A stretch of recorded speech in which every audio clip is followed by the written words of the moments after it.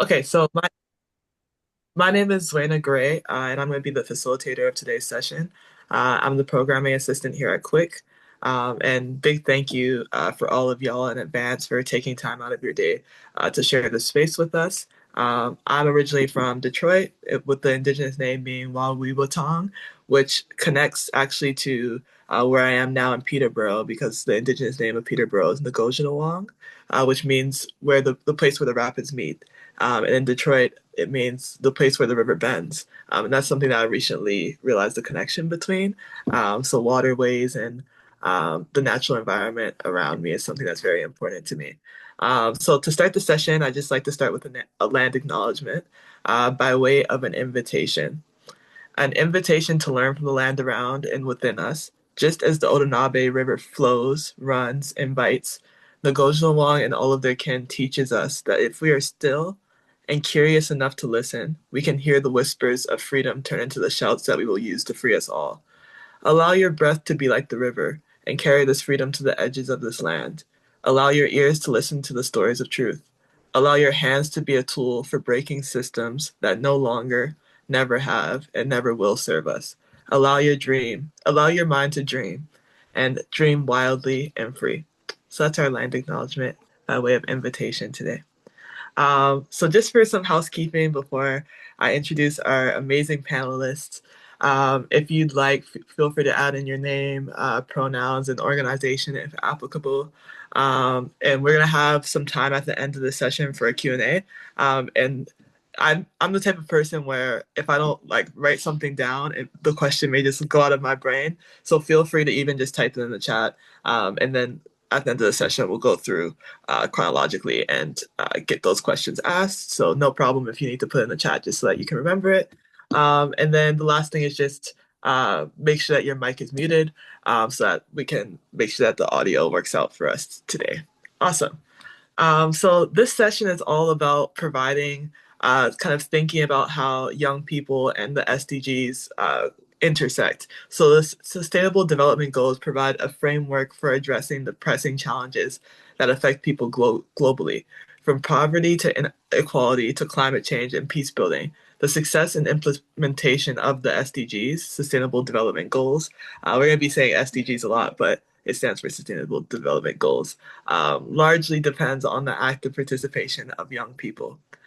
This session in particular will explore how youth as innovators, advocates, and changemakers can translate these goals from global ambitions into tangible actions. So it's about that kind of bridging the gap between like ideation and how we bring that into action in our world. Great. So today we have three phenomenal panelists, and I'd like to start by introducing Laura Kimberly, who's the climate program manager at UN Young with the UN Young Professionals Program. Laura Kimberly is a program manager at the United Nations Association in Canada, where she leads Building Young Professionals, Green Jobs of the Future, a national program with supporting young people across Canada in developing skills, mentorship, and pathways to access green careers. With international experience in North America and Africa on youth and green development initiatives, she is dedicated to advancing sustainability and social impact. Laura is also passionate about empowering young people to take meaningful action toward the Sustainable Development Goals, and she brings a strong commitment to collaboration, social impact, and creating inclusive spaces for youth leadership and innovation. So, thank you so much for being here, Laura. I'm very excited to hear from you today. The next person I'd like to introduce is Malika Collette, who's the Youth Policy Assistant of Climate Action Network Canada. Malika Collette works at a Climate Action Network Canada as the Youth Policy Assistant, supporting the domestic policy work and connecting with youth voices in and out of government. She has spent many years in the climate field doing grassroots and youth-led organizing, as well as working with NGOs, non-governmental organizations, and Environment and Climate Change Canada. She is passionate about climate justice, environmental learning, and advancing climate policy at all levels. Malika grew up in Peterborough County and lives on the unceded Algonquin and Lenape territory, which is now known as Ottawa. where she is in her final year of undergrad in environmental studies at Carleton University. When she is not working or following climate political news, you can find her exploring new places in Ottawa, spending time with friends, and connecting with the land. Thank you so much for being here today, Malika. Okay, so the last, but definitely not least, person that I'd love to introduce is Jessica Noakes, the summer program lead coordinator at Youth Impact Challenge. Okay. Jessica is a history student at Nipissing University, where she's built a strong foundation in research, communication, and critical thinking. For the past 2 summers, she has worked with the Youth Impact Challenge, helping design and lead national programs that empower young people to take action on social and environmental issues, including coordinating the 2024 and 2025 Climate Change Makers Challenge. Through this work, she's developed skills in strategic planning, program development, and team leadership with a focus on creating inclusive and meaningful experiences for participants. Beyond her professional roles, Jessica is deeply passionate about mental health advocacy, and she has previously led her campus Jack.org chapter for 2 years, organizing initiatives to promote mental wellness, and volunteered as a crisis responders with Kids Help Phone, providing support to youth in need. Awesome. So again, thank you all so much for being here today, and particularly for these panelists. I'm very excited to see the perspective that y'all will bring in. So I'd love to just jump right in so that we can hear everything that you have to say. And our first question that we have is, the Sustainable Development Goals provide an ambitious blueprint for a better world by 2030. From your own work, what does turning goals into action mean in practice? And feel free to jump in, whoever'd like to first. I can start. So for me, turning goals into action means bridging the gap between vision and reality. I think it's about making sure the SDG goals don't just stay as ideas on paper, but actually influence how we live, work, and make decisions. In my work at UNE Canada, I manage a program called Building a Professional Green Job of the Future. And in this program, we help young Canadians develop the skills, mentorship, and work experiences they need to build meaningful careers in the green sector. And basically, what it means in practice is that we take global goals like climate action, decent work, and reducing inequalities, and we translate them into tangible opportunities for youth. For example, my participants attend workshop led by experts. They receive mentoring from sustainability professionals and they complete a paid work placement with a green employer. So they just don't learn about the SDGs, but they also contribute to them through their work. And I think that turning goals into action, it is really creating pathways for young people to move from awareness to engagement and from learning about sustainability to actually building a career that will reflect it, at least from my perspective. And I also believe that collaboration is a big part of it because the SDGs are interconnected, and I don't think that we can achieve progress on one goal without working on the others. And I don't think that any organization is able to do it alone. So that's why in my program, we collaborate with closely with employers, organization, and community to ensure sustainability become part of everyday practice. This is part of what I think. Uh, I can continue, but I may maybe let someone else speak. Okay, thank you so much for that, Laura. And I love what you said about like the collaboration piece as well, and how important that is when we're bringing in like things to actionable items. So thank you so much for that. Malika, would you or Jessica, do y'all have anything to add? Yeah, I can jump in, sure. Yeah, I love this question. And I think similarly to what Laura said, I think what comes to mind first for me is how we can localize these big and sometimes kind of ambitious and what might feel like really disconnected goals because they're so big and they're addressing some of the biggest challenges that we face in the world. And so for me, it's really how can we make change at a local level or whether that's local or I do a lot more on the national levels where my work is based. but yeah, I think it can be really hard to feel connected to these goals sometimes. But in reality, like Laura said, is like they're connected to everything. Each of the goals are connected to each other, and they're connected to all of the work that all of us do, all of us study, and all the different issues in our world. And it's just about bringing them down to a smaller scale, so we're really able to connect on the ground, to connect the dots between the different issues, to connect with the levers of power. And we'll talk more about maybe later, but a big part of my role with Climate Action Network Canada has been a lot more working with governments and working with young people to specifically advance climate policy on the national level, and particularly with young people and the policy that impacts us as young people here in Canada. And yeah, focus specifically on, I would say, Goal 13, climate action. But of course, a lot of that connects to other goals as well throughout my work. So yeah, I would really say it's about localizing the action that we need to reach larger goals, whether that's at the municipal level, working on city climate action plans, or grassroots activism and organizing and protests and all those things, which are hugely important too. Or maybe that's working with NGOs and different levels of power, both in or out of government. I think it's so fundamental to addressing the issues of our time is how we're able to connect these issues and feel like they do connect to our lives, because they really do, even if they can seem distant. And yeah, I think, yeah, a bit briefly more on Climate Action Network Canada is we're a network of organizations across the country. So we have around 180 member organizations working on climate, environment, energy issues, as well as labor, indigenous, and other groups. So for me, it's the power of seeing all those networks and the coalitions come together, which are all working towards these goals in their own way, no matter what kind of city or different level they're working at. Yeah, I'll leave it there, but I think that's really what comes to mind for me. Sweet. Thank you so much for that, Malika.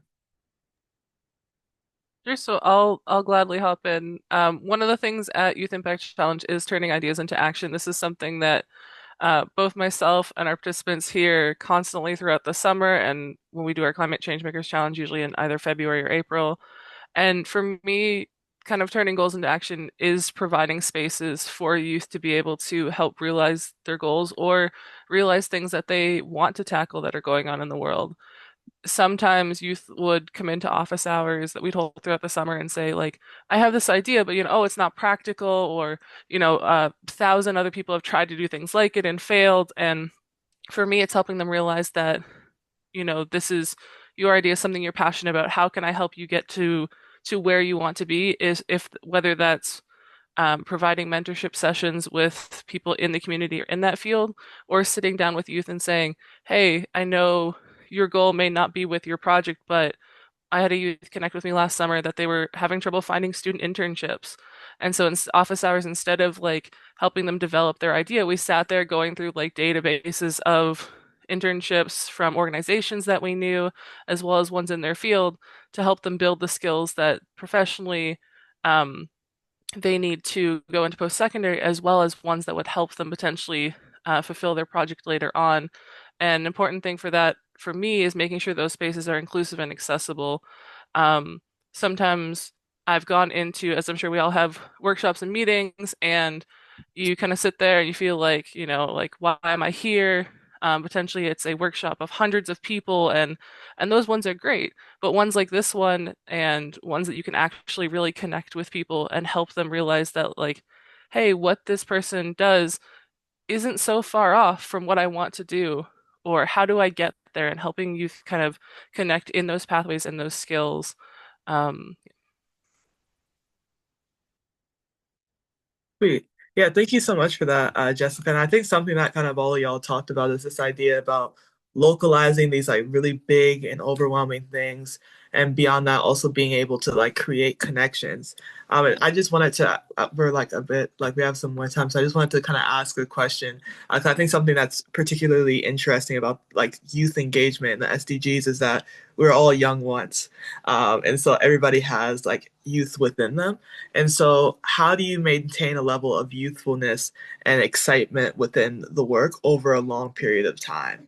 How have y'all been able to maintain the thing that sparked you into this work that 5 years into doing it?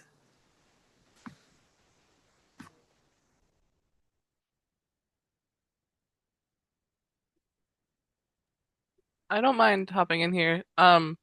Truthfully, the thing that keeps me going is and the thing that still kind of sparked it originally was meeting with young people.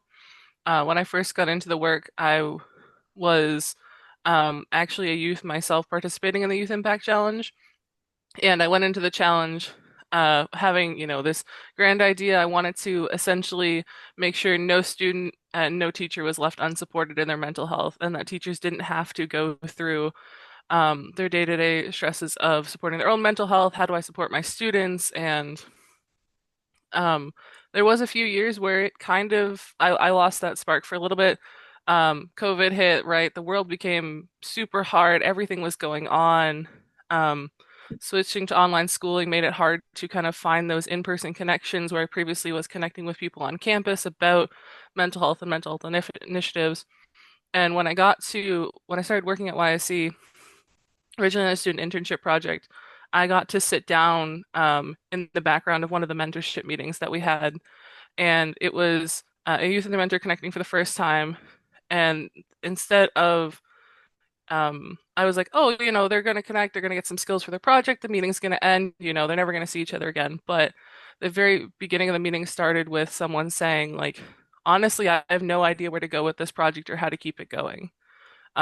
It was a student who had been in the project for about 3 years at that point. They had kept trying, they had tried reaching out and on it, and they were very stressed. And hearing that, like, the hope is still there for someone like that who has keep pushing kept me to going, hey, how can I do my part to continue to both motivate youth as well as provide them the skills and let them know that it's okay to have these like bumps in the road. And so that's what keeps me going is like whenever it's been a really stressful week in the summer or during the year, even when I'm not working at YSC and I'm kind of like volunteering and helping them out in the background, it's seeing those stories of someone who's like, hey, I had my first meeting with like investors today, or I presented my project to my school board and I was super nervous, but how it went, and I'm just like, it's those little moments that kind of keep it going. I apologize for rambling there. I'm gonna stop myself because I will keep going, but that's what kind of keeps me going when things get rough.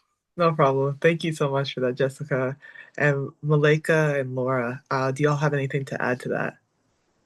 Yeah, I can share quickly. So, what makes me continue is because I can see myself in the participant in my program.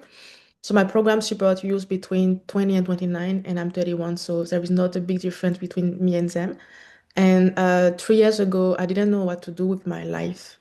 I uh, I just got my master degrees, but I didn't know specifically what to do. I knew what was in my interest, but I didn't know what path to follow or what to do. I was lost, and thankfully, I was connected to the right person, and I had access to the kind of environment I am working in presently.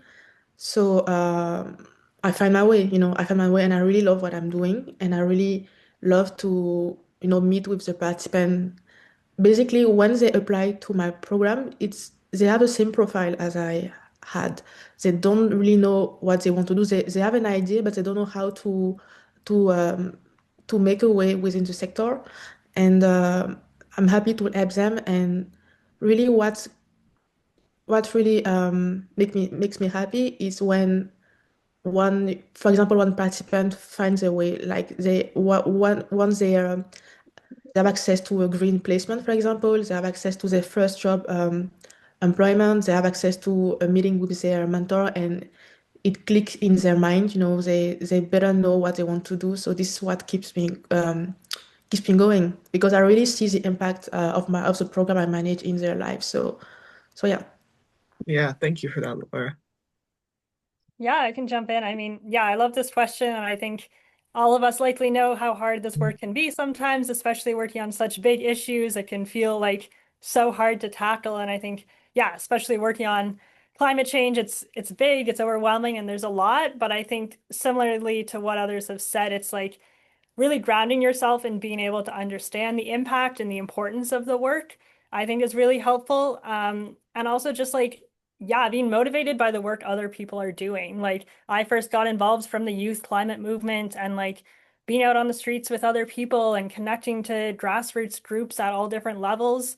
And there continues to be that movement in different ways, but it exists around the world. And so I think, yeah, seeing the power of young people that has power around the world in different ways, I think is super motivating. Seeing the coalitions that continue to be built, both like through the network I work with and so many others around the world, is just really energizing to see, the wins people get, the different campaigns people are working on, and just how many different people and groups are working on this work, I think is so much more encouraging when it can sometimes feel like you're doing it alone. So yeah, I think for me when it gets hard, I think yeah, it's just reminding myself that there's so many people doing this work and I enjoy doing this work and seeing the impact of it is what really makes it worth it to just feel like I'm contributing to something and able to kind of keep pushing action, even if it might feel slow at times. Yeah, absolutely. I think that piece about kind of what all of y'all said around surrounding yourself and seeing yourself connected to the work that you do,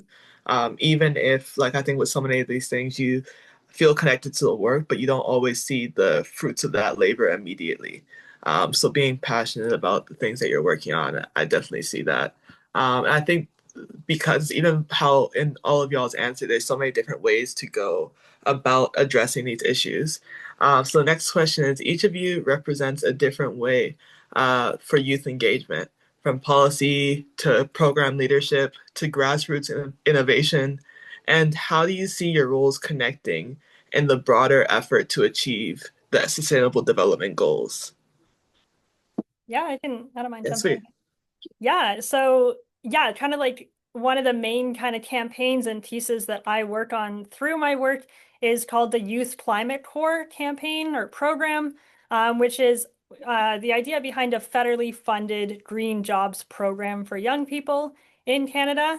And yeah, it's really exciting. It's a campaign that's been going on for a few years now, and I've been really lucky to work on it throughout the last year or so, really mobilizing young people for this campaign, but also mobilizing government and meeting with MPs and building that momentum, given kind of all of the intersecting issues Canada is seeing, which also directly connect to the SDGs in terms of unemployment and the need for climate action and building sustainable cities and all these different issues we see, which many of them are directly SDGs or closely tied to them. And just last week, this is like a bit more nuanced, but on the Youth Climate Corps last week, we had a big win. We got it in the federal budget. So the federal government committed to creating the program and funding it for an initial 2 years, which was really exciting to see. And I think in our movements, we often don't see wins like this, or it can feel hard to kind of get these tangible wins. So that was, yeah, really exciting to see. And I think when reflecting on what that connects to, I think it certainly connects to the SDGs around climate action, but also decent work and ensuring that everyone has work that they can do in this country, and especially meaningful work that is contributing to the future in a sustainable way. It would also connect to sustainable cities, clean energy, and likely a number of other SDGs. So yeah, when I think about my work, it's really about connecting young people to climate policy and mobilizing for change at a federal level, which I think is really what the SDGs are about, just at a bigger scale and thinking about how we can all be mobilizing, pushing whether that's policymakers or other people to create the needed change, I think is so important. And yeah, even if, we maybe don't think about the SDGs on a daily basis, I think it's really interesting to think about how many of them each of our work connects to. And yeah, I would highlight the Youth Climate Corps as just one example of some of the work I do. But yeah, a lot of it is really about building coalitions. And I think especially building coalitions between organizations doing different kinds of work. Yeah. So I mentioned our network has environmental groups primarily, but also energy, justice, faith, labor, indigenous, and all these different groups come together to push for change. And I think that's really what makes it so much more powerful, both at a national level, but also working towards larger goals internationally. Yeah. Oh my gosh, Monica, thank you so much for that answer, and thank you for sharing that that win, that is huge. So thanks for sharing that with everyone. I can jump in. So, in my case, I see my role as helping young people enter and shape the green economy through the program I manage. So, in many ways, my work is about making the green transition accessible for all young people who cares about sustainability and want to be part of the solution. And as I already mentioned, my work is connected with several SDGs like Goal 13 on climate action, Goal 8 on decent work, and Goal 10 on reduced inequalities. And because when we talk about green jobs, we are not only talking about the environment, but we are also talking about social inclusion, opportunity, and equity. And I think it's just not about preparing youth for jobs, but also making sure those opportunities are open to people from all kind of backgrounds, including those who might otherwise be left out of the green transition. And that means that we have to reach out to young people in rural areas, newcomers, indigenous, for example, and youth who might not see themselves represented in the sustainable space. And I think program leadership plays a kind of connector role in the SDG ecosystem. And policy maybe gives direction, defines the priorities, the targets, and the frameworks. And grassroots innovation, I think, brings the creativity and the community-driven ideas that make those goals real on the ground. And program like mine, I think, sit in between. And I think we build the bridges between those two levels. And I think that we do that is that we take the vision and values set by policy and the innovation and energy coming from grassroots actors, and we turn them into systems of support. We connect young people's potential with real opportunities, real world opportunities, and I think this is how ideas become impact. So I think the all roles like policy, program, and grassroots complement themselves. And I don't think none of this level can succeed on their own. Yeah. I really think that programs without connection to community or policy can become isolated. But when we work together, I think this is how we can see real progress towards the SDGs. Yeah, absolutely. Yeah, thank you so much for that, Laura. And Jessica, is there anything you'd like to add in here for this? Sure. So my role is, or my role at ISC, as well as the climate change makers, was both supporting our staff as well as supporting participants. So one of the things that we find important to do is a lot of our staff is former alumni, so they've gone through that experience of what it's like to um, potentially have an idea and to try to work on it or to participate in the Summer Innovation Challenge itself, which allows us to be able to sit there and realize some of the struggles that people often have when participating and some of the reasons why people choose not to. One of the things in the Climate Change Makers Challenge we do is offering the Climate Change Makers Challenge compared to the Summer Challenge is global, and it has a bigger age group. It's really only limited by a hackathon experience. Um, and the reason we do that is so that way more people can participate because not everyone has the same access to opportunities, not everyone has the same resources. We offer the sessions, we try to do them twice usually, each for the main sessions over the course of that weekend, as well as offering them at different times. Now, for someone like me, this means that sometimes I would end up running a workshop at 2 a.m. in the morning, but it's the work that, keeps you going. You hear how passionate people are. I've had 6 hour like Google Meets calls trying to help a participant record their presentation because they didn't have access to PowerPoint and to softwares that they needed to use. So we said to them, like, let us know a time that's free for you, and we'll sit there, we'll help you with presentation skills as well as recording the video for you so that way you can then upload it since they didn't have access to those softwares. It's working with other organizations to see if there's things we can do to help participants grow those skills that they need both professionally and in their potentially in their volunteer work. Um, and really, whatever resources we find, sharing them, whether it's partner organizations offering an opportunity, promoting that to our network, as well as showcasing the achievements and potentially projects of past participants. One of the things we're doing over the summer, we're trying to do in our newsletter, is having a section on alumni. So asking an alumni like, hey, would you like to be featured in the newsletter, showcasing potentially where they're at in their career, what they hope to achieve next, as well as the work they've done on their project. Uh, During our challenge in the summer, this was having panels just like this one to connect youth with potentially people like myself and alumni, to showcase that it's not always a straight linear road. There's curves, there's sometimes bumps in the road, and that even if these bumps happen, to seek out and ask for support. So my role is really connecting youth with the resources that they need in order to achieve the SDGs, as well as making sure that um, they know that it's okay to find these road bumps and how to help find that network of support, as well as to lean on each other and us during those times. Yeah, definitely. And I love how this question evolved to hearing all the like amazing wins that y'all are doing because I feel like so often it's not very often in this work that people have the time to like pause and be like, whoa, I'm actually doing things. So thank y'all all so much for sharing the amazing things that y'all are working on.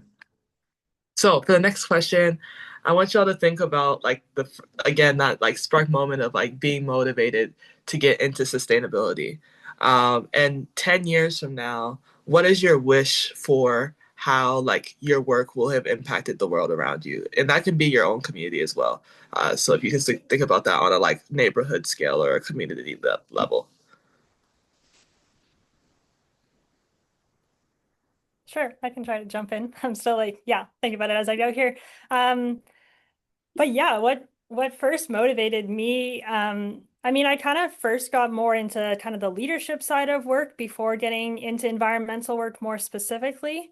But I do give a lot of the credit to my environmental work to actually the YLS program who's here today. I know the class is listening in, and I did that program number of years ago now. I think it was 6 years ago. I was one of the second, I think it was second cohort in YLS. And yeah, just really that's what expanded my knowledge, my understanding of environmental issues. But I think a lot more than that was really how to get involved and giving me the confidence to jump into different local organizing groups. Yeah, just speak up in my own way and do all these join different groups. So that's really what started for me. I joined a local organizing group in Peterborough when I was there at the time, joined different national and different climate organizing groups with other young people. And yeah, I think over time I've evolved and I've joined these different coalitions and groups working for change, whether that's governmental or non-governmental groups, and trying to push for action at all different levels. And yeah, thinking 10 years from now, I feel like that's like really far and hard to kind of picture at this moment in time. But I guess specifically on my work on the Youth Climate Corps is just I look forward to hopefully seeing people sign up for a program like this because we just got funding and we just got money and kind of the establishment of it last week. And there's still a lot of uncertainties and things, but I hope 10 years from now we can look back and see what an exciting program it was and hopefully would continue to be at that time and that it will continue to grow hopefully with funding and more young people being able to sign up for it every year. I hear friends and young people all the time saying how they want to do this meaningful work and they can't find that kind of work. And so yeah, just really excited about the possibilities a program like this could have for young Canadians for having a federal program for green work across the country. So I think that's one thing I look forward to looking back on, hopefully positively in the future. Yeah, absolutely.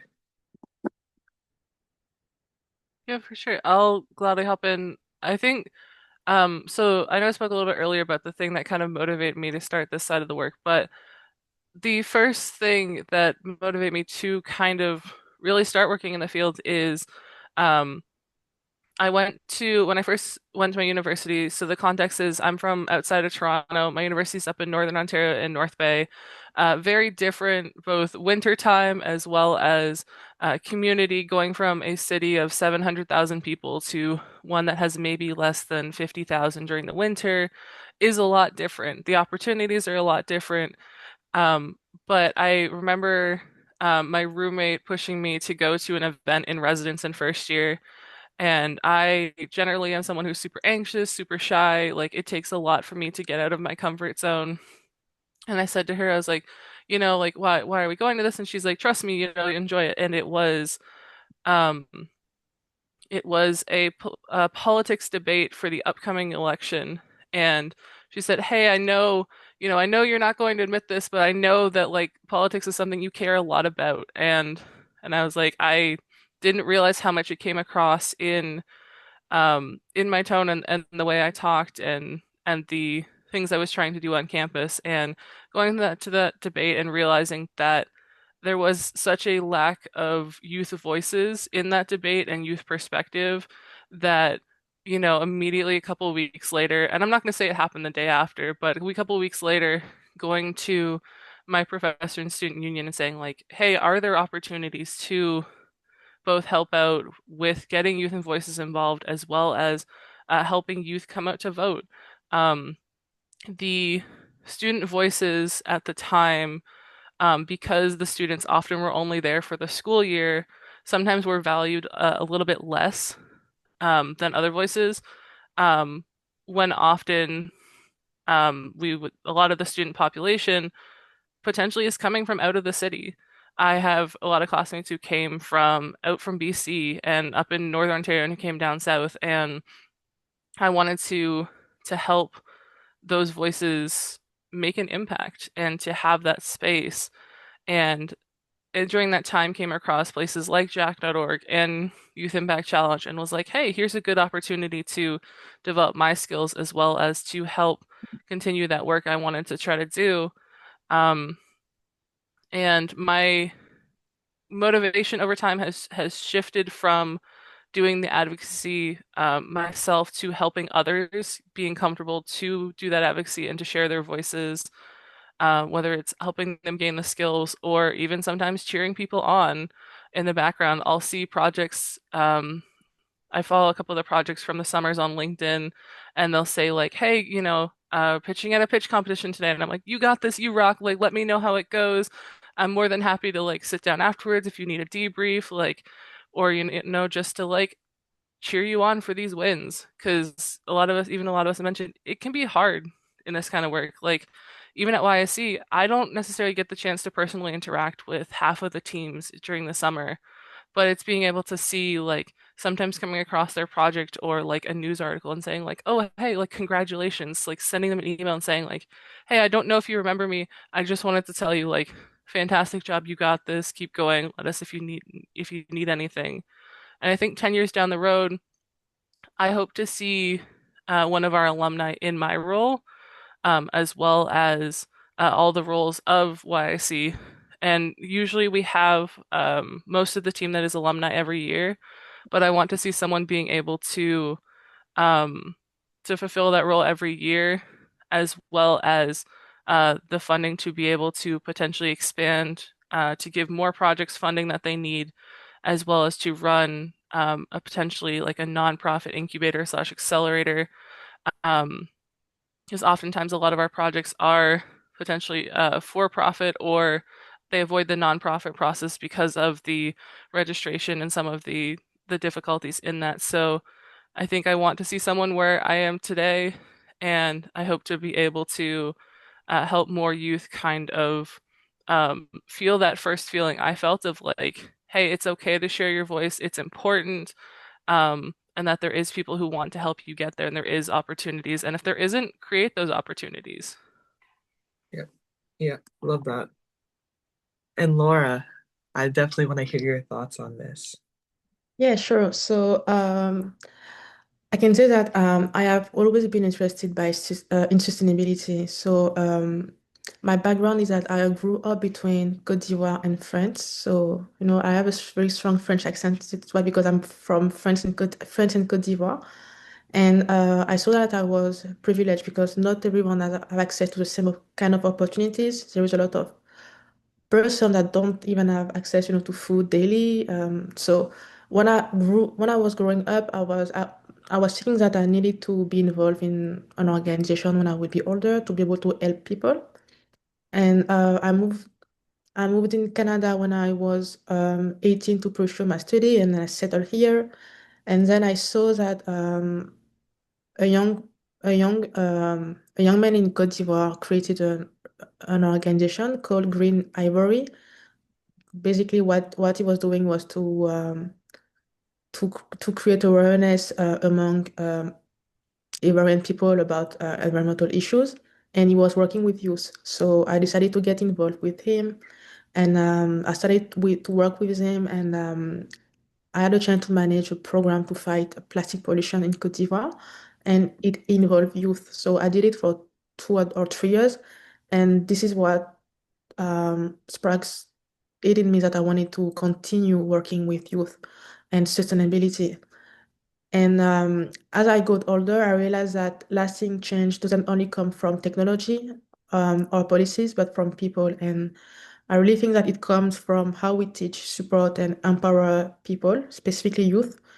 And I think that if we want a sustainable future, we need to invest in young people. And because I think it's much easier to build habits, good habits and strong value early than trying to change everything later in life.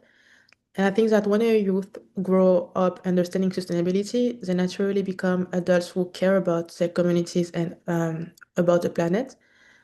And so, yeah, and over time, my motivation has evolved. At the beginning, I wanted mostly to focus on raising awareness, but now I'm much more focused on creating opportunities to give young people the tools and confidence to act. And yeah, and I really love what I'm doing, as I said, and I really want to continue creating the next generation of sustainability leaders. And in 10 years, I really hope that I will just continue doing it. Maybe not specifically focus on this SDG 13 or 10, but any kind of SDG in which young people will be involved. Yeah, amazing. And now I want to kind of answer like some specific questions to each of you, uh, based on your background. So I guess we'll start with Laura. And so for this question, it says the UN often emphasizes that the youth are key partners in achieving the SDGs. From your experience at the UN, what are the most effective ways institutions can move beyond symbolic inclusion to genuine youth leadership? Yeah, so from my experience with the UN, the United Nations Association in Canada, and attending international events such as COP 28, 27, or even the JEP Assembly, I've seen that youth engagement is something people talk about a lot. But I think genuine youth leadership is something different. I think it takes more than just being invited to those events to be part of it.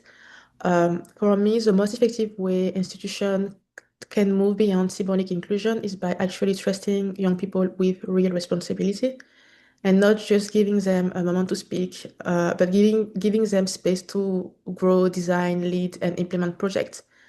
When I started as a volunteer in 2022 with UNA Canada, I think what really made a difference for me is that I was surrounded by people who believed in me. They gave me space to grow, and that trust allowed me to step into leadership. And now I manage programs that help other young people to do the same. And I also think that institution needs to invest in mentorship and long-term opportunities, not just one-time events. Sending young people to this event is great. It opened doors, definitely. It built confidence. At least it did it. It was the case for me. But I think what happens after is most important. Um, I think the institution should ask themselves, what do they have for you to stay engaged, to take ownership, to influence decision. And I think this is really where leadership begins. They also need, I think, to listen to youth and co-create with them, rather than creating program for them, because young people bring the creativity and fresh perspectives, but they do need structures to that value their ideas and help them turn these ideas into actions. Absolutely. And I love that idea about programming too and moving beyond programming and really listening to what the youth need. And so for Malika, the question for you is, as someone working directly in climate policy, how do you see youth shaping Canada's approach to sustainability and climate justice? Yeah, I love this question. And I think young people are so important to shaping policy at all levels, especially at a federal level where my work is focused. And I think, yeah, I guess kind of like twofold is like both getting involved in government directly and influencing those people who are in power, and then kind of the outside of government side. So in terms of like in government, like there's so many different ways to engage with, whether that's writing to your member of parliament, meeting with them, there's there's something other thought I had on that. They're like youth councils. MPs have youth councils, a lot of them, or ministers have youth councils you can join. And although I've never been a part of a youth council, I know a number of people who have, and they've been able to directly influence the work that those members of parliament or ministers do. And I think that's a really key part of it is like really building those relationships with the people who have the power to make change is so, so important. And then at the same time, just as important is the power that we have on the outside of government and organizing as young people to make our voices heard and to push for the change, to push for the policies and the action that we want to see. And I think government does see that. It can feel like they really don't sometimes, but I think with enough organized pressure and work by young people, it does make an impact. And in terms of, yeah, going back to my work that I do on the Youth Climate Corps campaign, it really wouldn't have happened without the youth and the climate movement. It's a brand new program that we're seeing for the first time, and it's truly a result of a few years of work from various different movements and coalitions. And so I think that's really what shows me just like the power of organizing, the power of building relationships with government. And there's no one thing that made it happen, but rather all of these different pieces together of young people having their voices heard and standing up for what they want to see, what they care about. So yeah, I guess my message to all young people would be to get involved in whatever way you so choose, whether that's more directly with government. There's also in this new government, there's a few young MPs who are in their mid-20s, like if that's something you want to do, run for office too, or get involved by pushing those who are elected, or use your pressure outside of government to make a difference. So yeah, I think young people are so, so important to Canada's approach to sustainability and climate justice. And more than anything, we need to make sure our voices are heard, and keep pushing so that our voices aren't overlooked. Yeah, I love that because I think oftentimes policy can feel so overwhelming and daunting. When people hear like policy, they're like, "Oh my gosh, that's just so far out of reach," and it can feel like very like heavy. So I love that piece about really making like policy seem more like you can do these little things. You can reach out to your MP. You can even be an MP. I love that piece of it because I've never like, yes, that's so true, and it's something that like I've never even considered. So, thank you for throwing that in there because I think that's making policy a lot more accessible as well as very important for young people. So for Jessica, the question for you is the Youth Impact Challenge empowers young people to take tangible climate action. What are some standout youth-led projects that you've seen and what made them successful? Yep, so I think there's honestly there's so many projects over the past few years. We get about 100 to 125 teams usually every year. And that's in Summer Innovation Challenge and then the Climate Changemakers Challenge usually is 40 to 50 teams, depending on the weekend, depending on the year.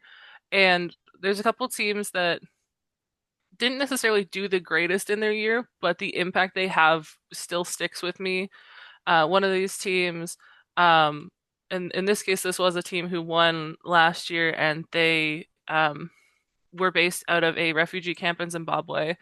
And this was the team I spoke a little bit earlier, who we had those like hours long calls, like oftentimes late at night, to trying to get them to help do their projects. It was helping make sure that they had those skills and softwares that they potentially needed.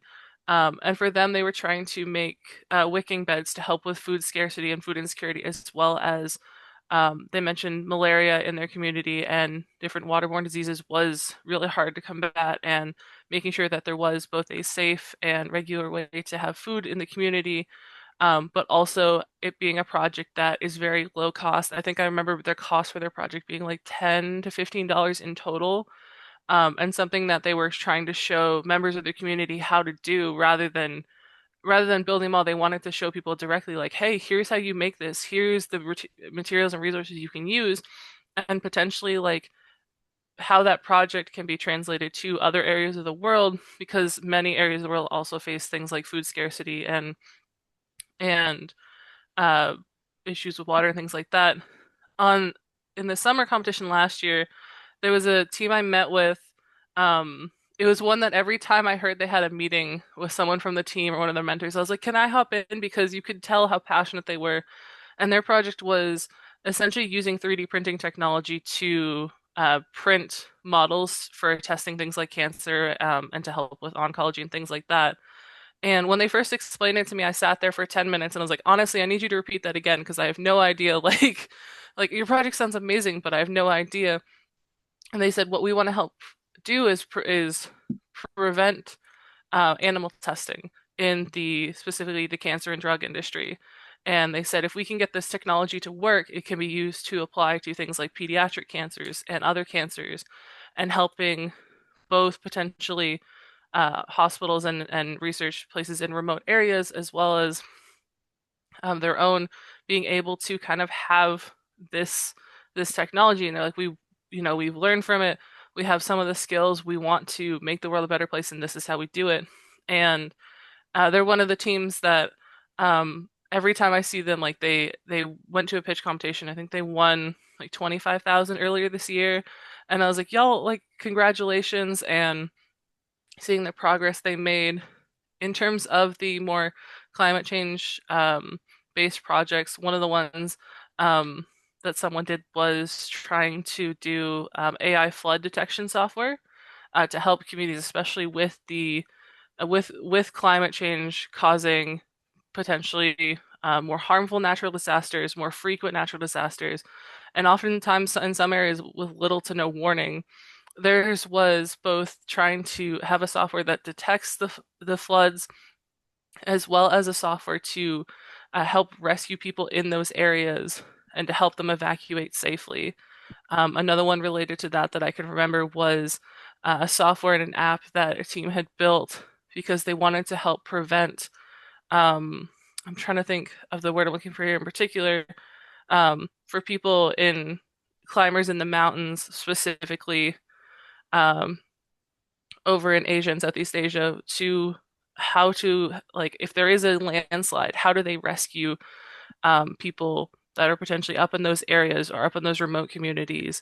How to potentially in areas like the Himalayas, the Swiss mountains, is if an avalanche occurs, one, how to detect when it's possibly going to occur so that people aren't in harm's way, and two, how to help authorities locate those people who are in danger. And I remember they tried to make it as low cost as possible because they wanted it to be as accessible. And it's an idea that I very much hope, like a lot of these ideas that are in the ideation stage, like that they keep going with it. And I'm trying to do my best to help them. Like if I see an opportunity that comes across our way to say like, hey, this might be something if y'all haven't taken a look at. Um, Sometimes it's even helping people with like, hey, here's some things if you're writing a writing application, or sorry, a grant application, don't forget to mention like the actual thing that kind of sparked your motivation. Similar to what y'all did here is like, don't be afraid to tell people how you got your start. Not everyone has the same start. Um, when I was doing my project at YSC for mental health app for teachers, we met on like a Zoom call during COVID in a mental health conference that was supposed to be in person, but ended up being online. And they put us in a session. It's something I tell youth whenever I have a meeting with them, both at YSC and otherwise, whether it's with friends or classmates at school, is if funding was no longer an issue, what would you do and how would you do it? And it comes up, you get ideas, everything from making Like I remember someone's like, I want to make, healthcare free. I want people to, be able to get it when they need it and no one to have to feel like, sharing about their mental health is going to impact their potential of getting a job or something like that. And for us, it was, at the time, some of us were in school for teaching, and it was saying, like, hey, what's one thing we all noticed was how stressed our classmates were going into classrooms, how stressed students were, and having to struggle every day between potentially what was going on at home or let alone like their schoolwork. And if money was no issue, how would we support that? And one of the members on the team, myself, said we want to make a database of resources. And although we didn't end up going with that project, I ended up on the flip side of that working with Kids Help Phone in their Resources Around Me database and in the project with RBC and helping them make a database of resources that are most impactful to the people who need them, and also making sure those resources are accessible and are free for people who need to access them when they're available. So those are projects, sorry, that always stick in my head. And I apologize for rambling. The last one I'll say is one of my coworkers was actually an alumni of YSC or alumni of YSC like myself, and their project was uh, giving people the chance to donate used glasses and eyewear and cleaning them and donating them to communities who really need them. And one thing they did this summer was running, I believe it was out in Alberta,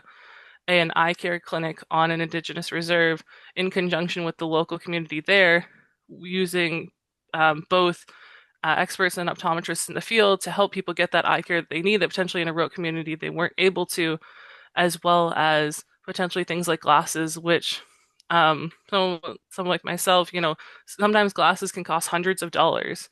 And not everyone has the kind of money to especially be able to afford a pair of glasses or things like contacts. So their project is one that um, constantly I keep up. I'm like, keep going. Y'all are doing amazing work. You're helping people get the care that they need that they potentially can't get themselves, and finding a use so those glasses don't just go into the landfill or go to waste. They're actually helping contribute to people's lives and to real change. So apologies, I'm going to stop myself because I've rambled too much, but yeah. No, thank you so much for that. It's really cool to hear like all how those projects have unfolded and that you got to see the like results of those projects from like the seed of an idea to like the full bloom of them. So thank you for sharing those stories. So now we're gonna be going into like the Q&A session. So I just want to provide some opportunity for anyone in the audience to like type out questions or come off mute if there's anything that we missed or anything that you're really eager to hear about.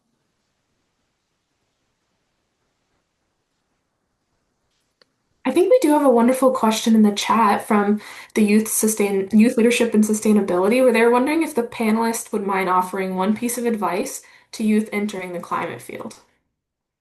Yeah, I can jump in quickly here. Yeah, I would just say to get involved, whether that starts with volunteering and joining local groups or applying for different jobs in the field. Just like put yourself out there, get involved, and also build relationships. You never know, you attend an event and like connect with people after, or you go to different events in Peterborough or wherever. And yeah, just build relationships. You never know how you'll be able to connect with those people down the road. Amazing. Thank you.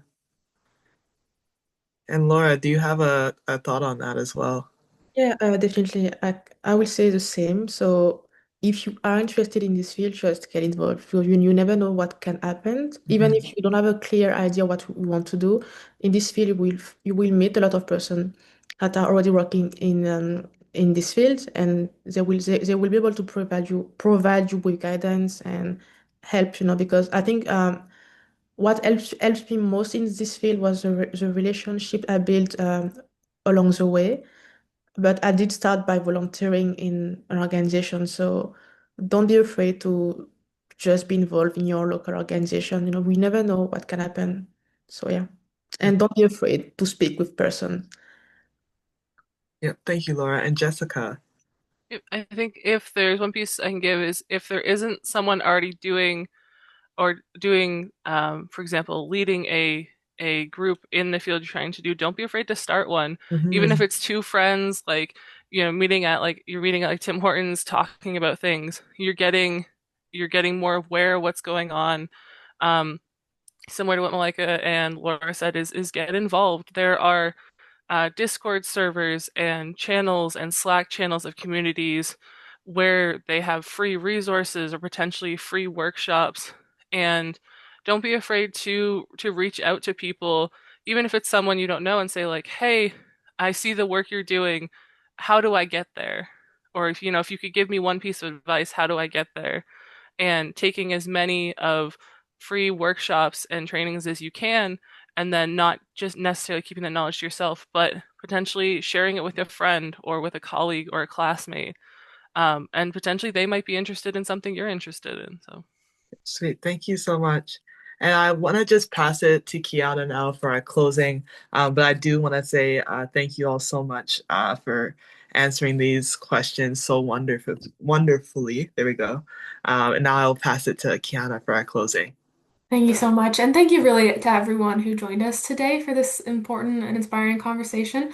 Really a heartfelt thank you to our panelists, to Laura, to Malika, and to Jessica, for sharing your insights, for your stories, and for your commitment to building a more sustainable and equitable world. I think your leadership reminds us that change doesn't begin with institutions, but it really begins with people. And I think that comes through in even all of your advice to our young folks here today, that it's young people that have the courage to imagine and create what doesn't exist yet. And as we connect with one another, we can really make a lot of amazing things happen.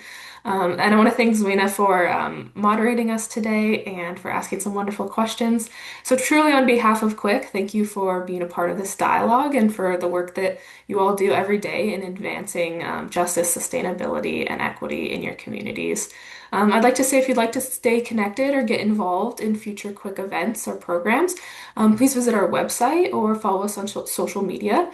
And don't forget to share today's insights with others because, like we said, building conversations and connections is really what makes this work grow stronger and helps keep each other going. So, you'll see in the chat a post-event survey shared in the link, and we'll share that with you outside as well. If you could just please take a moment to fill out these questions, we really value your feedback in shaping future sessions and hearing what you learned and took away from today. So, thank you again to everyone who has joined us, and I hope you all have a wonderful day and continue on with this amazing work. So, thank you, everyone.